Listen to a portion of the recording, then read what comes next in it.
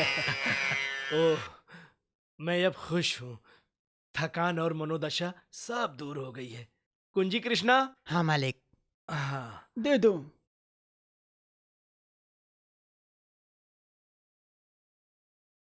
लो। कोच्चू रमन। ये तो एक भाग्य है।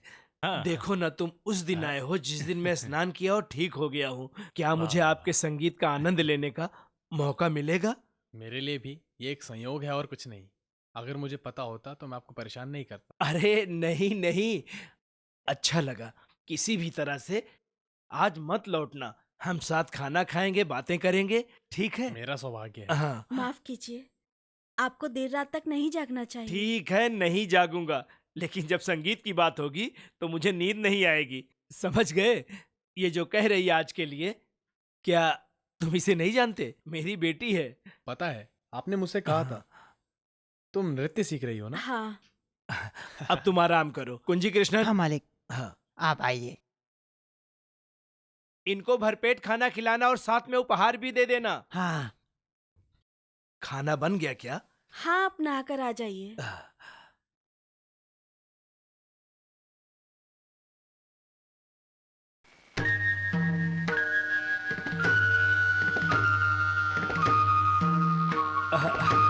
सभी लोग यहाँ हैं? कैसे हैं चाचा, ठीक हैं? हमारा बलराम भी साथ आया अ, है। जीते रहो। मुझे कुछ बात करनी थी। अ, अभी मैं दवा लेने जा रहा हूँ। आप तो अभी हैं ही, बाद में बात कर लेंगे। मुझे कहना है। गए? भाई ने मुंह तक देखने की इजाजत नहीं दिया। अरे रो मत, मुझे ये सब देखकर खुशी हुई कि तुम लोग आ गए। क्या केशव पिल्लई, तुमने तो बेवजह मुसीबत मोल ले लिया। छुट्टी भी ले ली तुमने और पैसे भी खर्च किए। जब आप ठीक नहीं है तो हम वहाँ कैसे आराम कर सकते हैं?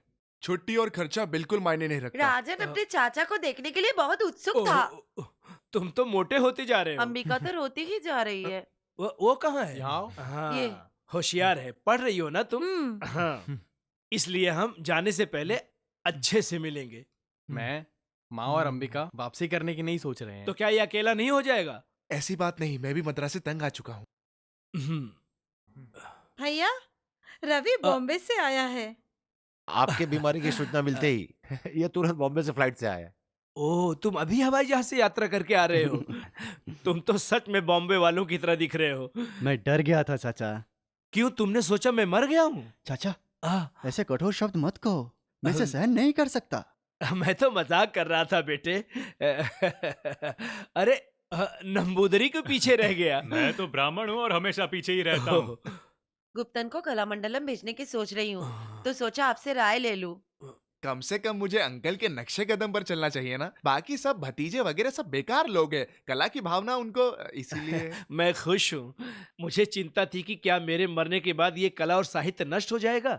चलो, कोई तो सोचने वाला है।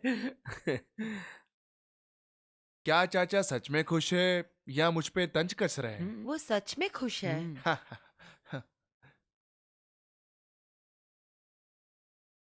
मेनन, तुम मुझे क्यों देखना चाहते थे? कुछ जरूरी बात थी। जानते हो शेल्फ में फाइल ढूंढते समय मुझे क्या चीज मिली? क्या क्या वो सच में रत्न है? हाँ, ऐसा ही कुछ था।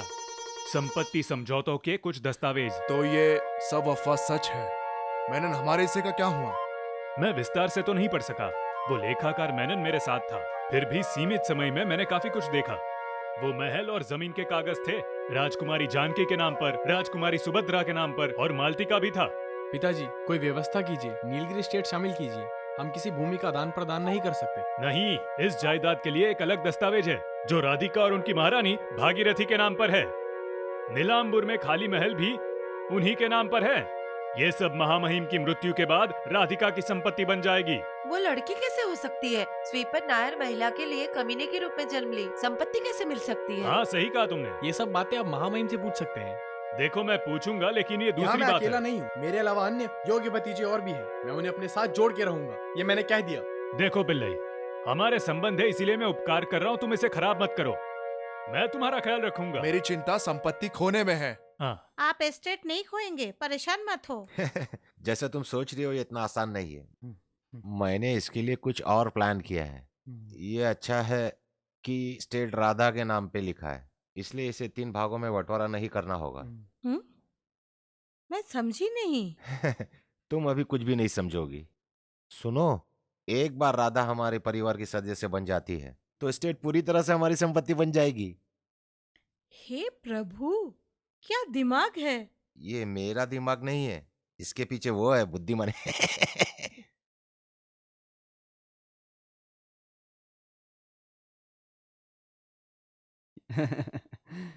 मुझे आपसे अकेले में बात करने का मौका नहीं मिल रहा है। तुम दिखाई नहीं देती, कहाँ छुप रही हो? कोई रिवाज है क्या जो इंसानों के सामने नहीं आ सकती? नहीं। रुको, मैं कुछ बातें तुम्हें बताने के लिए सोच रहा था। क्या तुम्हें गुस्सा तो नहीं आएगा? हम सबका एक ही जीवन है। इन सांसारिक सुखों को जीवन में अनुभव करना चाहिए। तुम नहीं चाहती मैं यहाँ आराम से रहूं? हाँ? किस सुख की बात कर रहे हैं? ये कैसा सुख? दिन में 3 बार राजा रानी के लिए खाना बनाना? मैं तुम्हें एक दिन बंबई ले चलूंगा। पिताजी बुला रहे हैं। रुक जाओ। राधा, क्या आपको लगता है कि आप अकेले नीलगिरी स्टेट को संभाल सकती हो? स्टेट? हाँ। मुझे ये सब क्यों संभालना है? हाँ? राधा के नाम पे स्टेट है तो उसकी देखभाल कौन करेगा? देखो, नीलगिरी में बंगला बनवा रहा हूँ और मैं वहीं पर रहने के लिए सोच रहा हूँ। वहाँ का मौसम काफी सुहावना है। हे भगवान, मुझे कुछ समझ नहीं आ रहा है।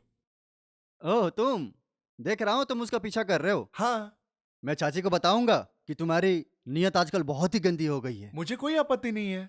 मैं ये देख रहा हूँ कि तुम्हारी दिमागी हालत ठीक नहीं है। तुम्हारी हिम्मत कैसे हुई सलाह देने की? हाँ? निकलो यहाँ से।